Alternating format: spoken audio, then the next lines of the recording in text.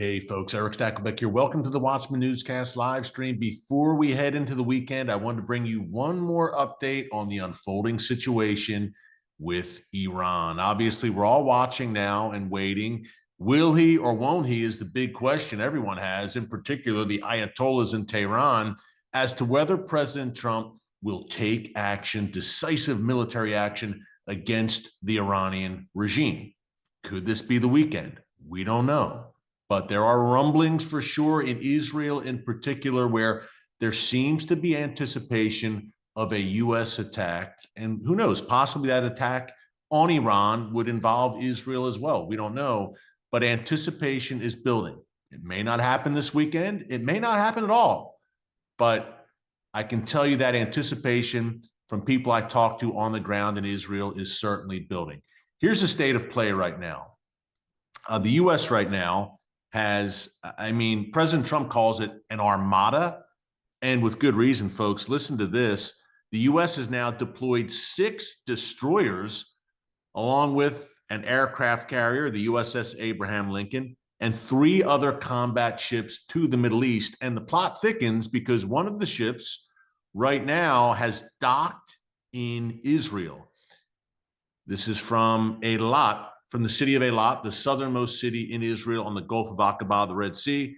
A U.S. Navy destroyer made a port visit on Friday to the southern Israeli city of Eilat on the Gulf of Aqaba as the U.S. surges military forces in the Middle East amid rising tensions with Iran. Now, the footage showed that it was the USS Delbert D. Black, one of 6, as I mentioned, U.S. destroyers now in the Middle East, along with an aircraft carrier and 3 other literal combat ships.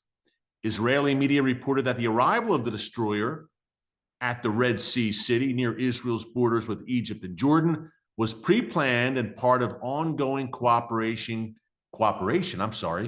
between the U.S. and Israeli militaries. Now, we saw similar cooperation, but much more under the veil, so to speak, back in June in the run-up to the 12-day war, right? And it was the great swerve. That's why I called it here on the Watchman. You had President Trump, Prime Minister Netanyahu, at least publicly telegraphing tension and making it seem like the U.S. and Israel were not on the same page. The mainstream media, of course, picked up that ball and ran with it, ran with what turned out to be a very false narrative, needless to say. And President Trump also, which brings us up to today, January 30th, 2026, President Trump also in the run-up to that strike, the 12-day war, and then the incredible U.S. strike on Iran's nuclear sites, Operation Midnight Hammer. If you remember, President Trump gave that mixed messaging, right? One day he would say, hey, we really want to reach a deal with Iran. We don't want to use military force. Then the very next day, he would say, Iran, we're going to unleash hell upon your heads. And every day it was back and forth, kind of like a yo-yo, up and down. What's he going to do? Which way will he go? And I can tell you, not only was the mainstream media, surprise, surprise, but Iran's leadership, by the time the 12-day war rolled around and it launched on June 13th, 2025, by the time that commenced, the mainstream media, Iran's leadership, they were convinced that Trump was not going to get involved. And not only that, that he was blocking, preventing Israel from striking Iran. And not only that, that Israel would not dare strike Iran without Donald Trump's approval and green light. Guess what? He had very much so, Israel had, I should say, President Trump's green light and approval all along. They've been planning for months behind the scenes, the U.S. and Israel, to conduct this onslaught against Iran's regime, against its nuclear sites, and against its ballistic missile program. Fast forward to today and why that is relevant today with the current crisis. Bibi Netanyahu has been at the White House, either White House or Mar-a-Lago, meeting with President Trump in the past year alone, folks, less than a year even. Starting in the first week of February 2025, he was the first world leader to meet with President Trump. And since then, I believe it is no less than 6 times, count them, 6, on both sides of the pond that Trump and Netanyahu have met 6 times in 11 months. Call me crazy, but there's some pretty close coordination going on there. Needless to say, you had an Israeli military chief in the U.S. this week meeting with his U.S. leaders, the head of Mossad last week meeting with U.S. leaders, and vice versa. We have U.S. military leaders in Israel meeting with officials there. There's close coordination. And if you talk to U.S. officials, in particular, David Friedman, the former U.S. ambassador to Israel, the current U.S. ambassador to Israel, Mike Huckabee, both friends of mine, I'm proud to say, they will tell you, man, we knew the cooperation was deep, but it's even deeper than we knew between the U.S. and Israel. There's not daylight there under a Trump administration. Let's just say that. The Biden administration, different story. But under a President Trump, who's the most pro-Israel president in American history, and there's been no president tougher than Trump on Iran, that regime, by the way, there's no daylight. They're on the same page. Yes, there are public pronouncements. Are there some points of disagreement? Sure. Gaza, different things. But on the big, big issues, when you're talking Gaza, disarming Hamas, no disagreement there, things like that. Iran can't have the bomb. Iran can't slaughter 40,000 people, according to some accounts. Some accounts say even more in the span of 3 weeks. Iran can't arm itself to the teeth with ballistic missiles that threaten Israel, America, and the world, including intercontinental ballistic missiles, ICBMs.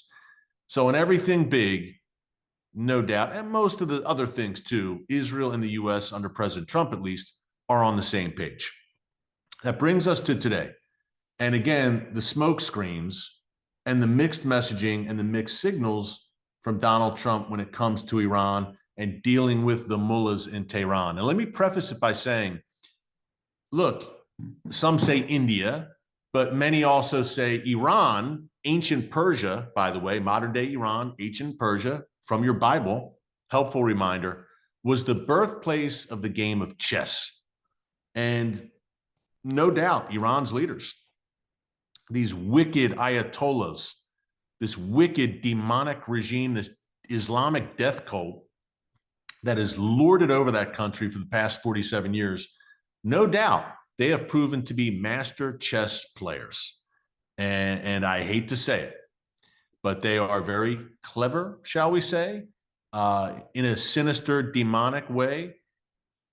The motto for President Reagan in the Cold War, dealing with the Soviet Union, was trust, but verify. When you're dealing with Iran's leaders, don't trust, but verify. And they have hoodwinked the world, the Obama administration, Exhibit A, right? That Iran nuclear deal, the negotiations between Iran and the West, we're talking US, France, Britain, Germany, dragged on and on for years. John Kerry dutifully transatlantic flights to meet with Iranian representatives, the Iranian foreign minister Javad Zarif in those glory days of 2012, 2013, 2014. And then the Iran nuclear deal is struck in 2015, an all-time foreign policy disaster. Again, the Western world, Western leaders hoodwinked by the Iranian regime, the master chess players. Well, now they have more than met their match in Donald J. Trump. Let's just say the art of the deal, there's the art of the deal, Iranian regime style, then there's the art of the deal, Donald Trump style. And he has succeeded, I think, and really, other than Israel, by the way, other than Israel under Bibi Netanyahu, few other world leaders, if any, have been able to kind of throw the Iranian regime off balance. Donald Trump has succeeded in doing exactly that. Israel has as well, clearly, since October 7th in particular. They have completely baffled and confused and harmed Iran's regime and its interest at every turn.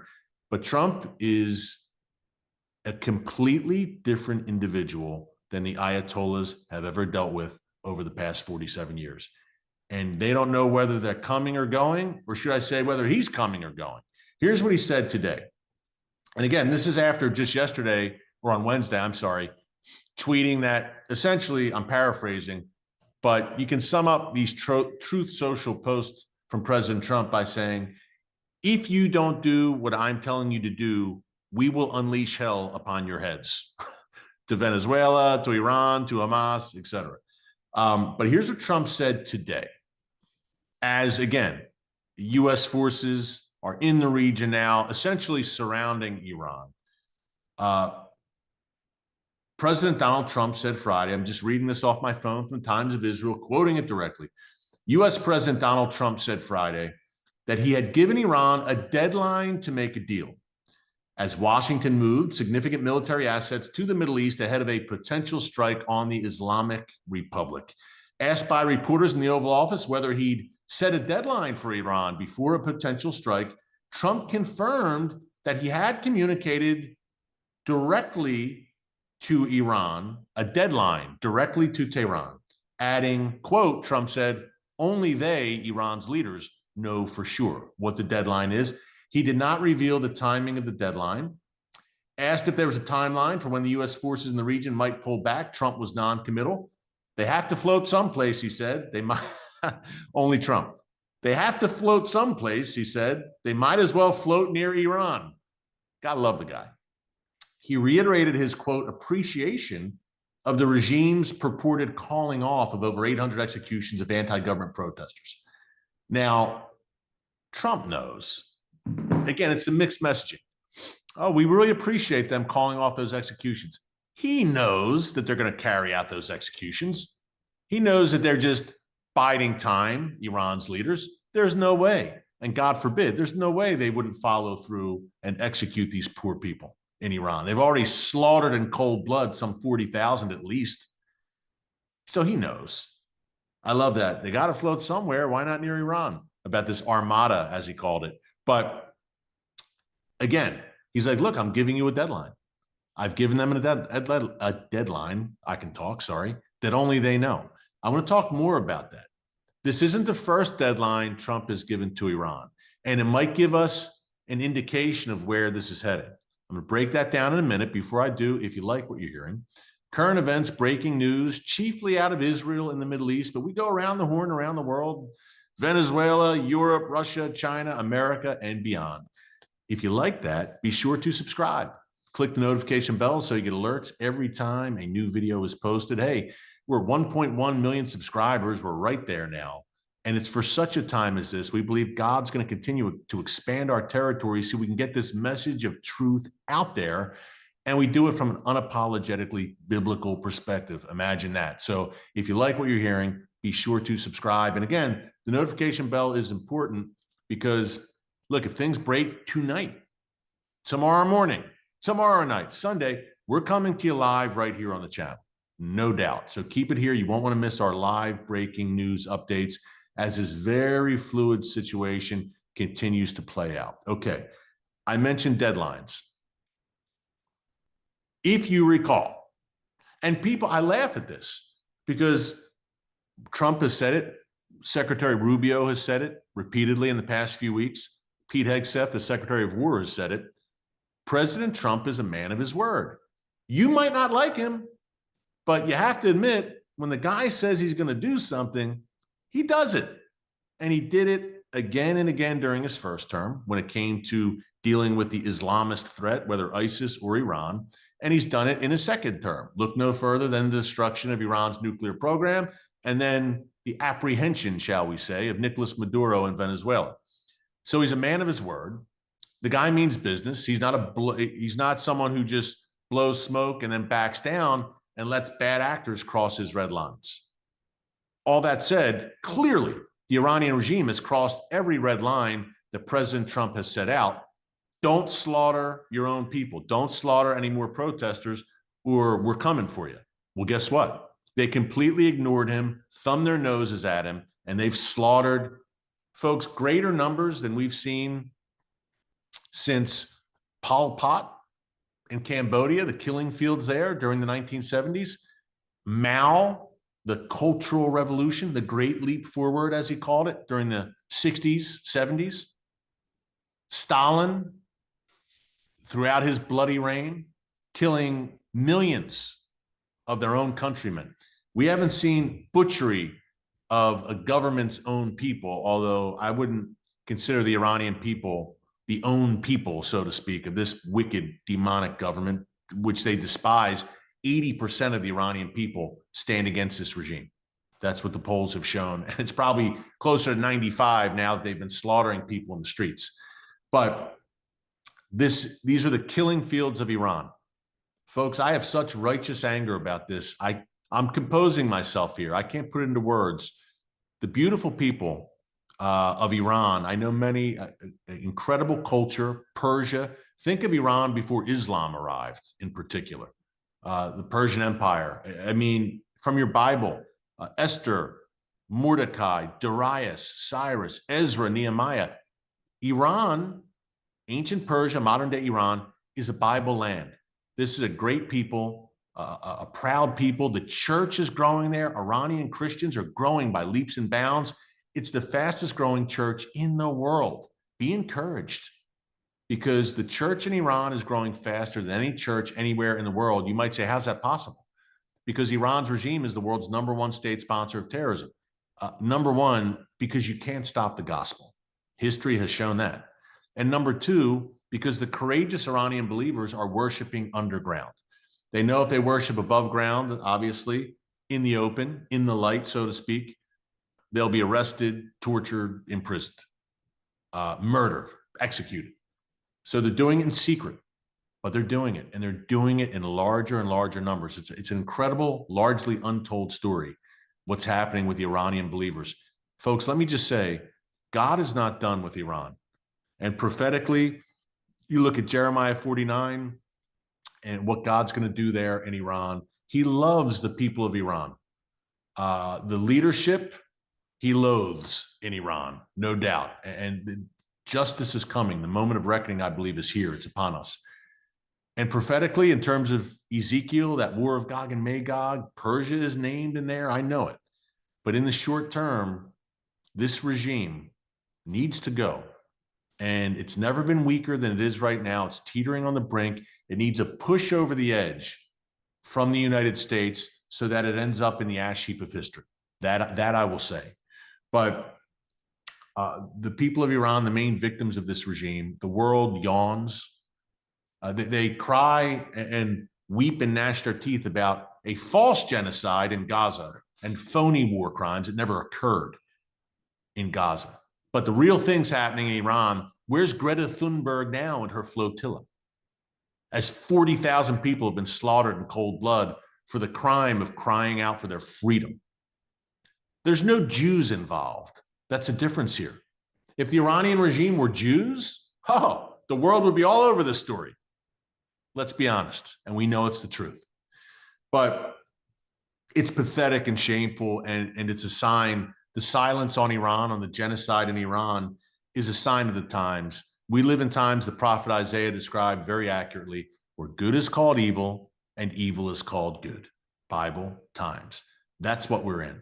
But the deal, remember, and people scoffed at this, Trump, early 2025, well, I guess it was around April 2025, late April or so, and I'm scratching my head saying, what's he doing? He said, look, I'm giving the Iranian regime 60 days to agree to a deal, to give up their nuclear weapons program. After 60 days, all bets are off. Now, let's be honest. Most people said, it's all bluster. He's not going to do anything. Well, guess what? Trump meant what he said. 60 days went by. On day 61, the 12-day war began. 60 days went by. And then Israel said, Trump said to Israel, do what you got to do. They missed the deadline. They refused to disarm. Do what you got to do. They refused to give up the nuclear weapons program. They refused to cut down that ballistic missile program. Not just cut down. They need to eliminate. That ballistic missile program needs to go completely. They refused. And Trump said, okay, 60 days is up. You missed the deadline. 12-day war commences. And it ends with Operation Midnight Hammer, the U.S. destruction of Iran's nuclear weapons facilities. After, of course, Israel, during the first days of the war, had some major blows against those nuclear sites as well. So He kept his word. When Trump gives a deadline, he keeps the deadline. And Iran learned that the hard way. But here's the thing, and he's got this deadline now. He may have said to Iran by the end of the weekend. We don't know. We'll find out soon. Here's the thing. The Iranian regime has not gotten the memo. Trump, dating back to his first term, look, took out the Iranian terror master, Qasem Soleimani, pulled out of that disastrous Iran nuclear deal, designated Iran's Revolutionary Guards Corps as a terrorist organization. The list goes on in terms of the blows he dealt upon the Iranian regime. Now in his second term, destroys the nuclear facilities, completely unshackles Israel to do what it needs to do. And by the way, Israel on high alert right now because Iran has said if we're hit and war breaks out, we're hitting Israel. And Israel, in advance of that, has been striking Hezbollah in a pretty serious way over the past 24 to 48 hours, making sure Hezbollah doesn't throw its hat in the ring if and when war breaks out in Iran. Because look, if the regime feels like it's in danger of collapsing, folks, look, they're looking at a blaze of glory. They're going to go out, they're going to fire everything they have. That's a very plausible scenario. So Israel's getting its missile defenses in order. So is the U.S., of course, in the region as it moves assets into the region, certainly coordinating with Jordan, Saudi Arabia, Jordan in particular. The Saudis are making some very troubling moves as of late. That is something for another newscast, another live stream next week, I believe. The Abraham Accords in trouble here. We're all excited about Saudis and Israel. Perhaps, okay, this is going to be a new day, normalization. Well, the Saudis have taken a troubling turn in recent months back towards the Islamist wing. I'm going to break that down for you soon. That's a big deal. But the deadline is given. Israel's on high alert. They're ready. The U.S. is ready. Iran is saying, look, Iran's MO, because the Ayatollah is a fanatical true believer. I unpacked this on a live stream the other day. He is a true believer in this 12er ideology, so to speak. The 12th Imam is going to return, the Islamic Messiah, and lead the armies of Islam to victory over the Christians and Jews, with Iran as the tip of the spear. He really believes it. And this isn't a guy who wants to compromise. We're past the point of compromise now. And even if some sort of deal were struck and the regime stayed in power, I mean, you thought they were hated by the Iranian people before. Now they just massacred tens of thousands of the Iranian people. It's only a matter of time before a new round of demonstrations breaks out, and the regime, they're living on borrowed time. So I can't see any scenario in which President Trump doesn't follow through on what he promised to do to help the Iranian people and to push this regime out the door. I don't know the nature of the strikes. Smaller scale, larger scale, it's all being deliberated right now, reportedly. We don't know. But prayers right now for wisdom and discernment for President Trump. The guy literally has the weight of the world on his shoulders, right? As the leader of the free world. He's the man for the job for this hour. Prayers for God's hedge of protection, his divine Iron Dome over Israel, over the U.S. forces in the region, over everyone in the region, and over the Iranian people in particular, as this wicked regime might try to go out with a blast, quite literally. But the Iranian people, folks, pray night and day for them. They are courageous, and they have such potential in Iran. This is not some backwater. This is a people with a proud, ancient, long-standing history, highly educated people, and a great future could lie ahead in a post-Islamic age in Iran. Keep it all in prayer. Great having you with us. Have a great weekend. Again, if anything happens, we're coming to you live, so make sure you're subscribed, have the notification bell on. Until next time, keep it all in prayer. God bless you. And remember, never hold your peace. Hey everyone, thanks for checking out the Watchman Newscast. Make sure you hit the subscribe button so you never miss an upload, and tap the bell icon so you're notified every time a new video is posted. And don't forget to share your thoughts, insights, and comments below. Thanks for watching. We'll see you back here tomorrow.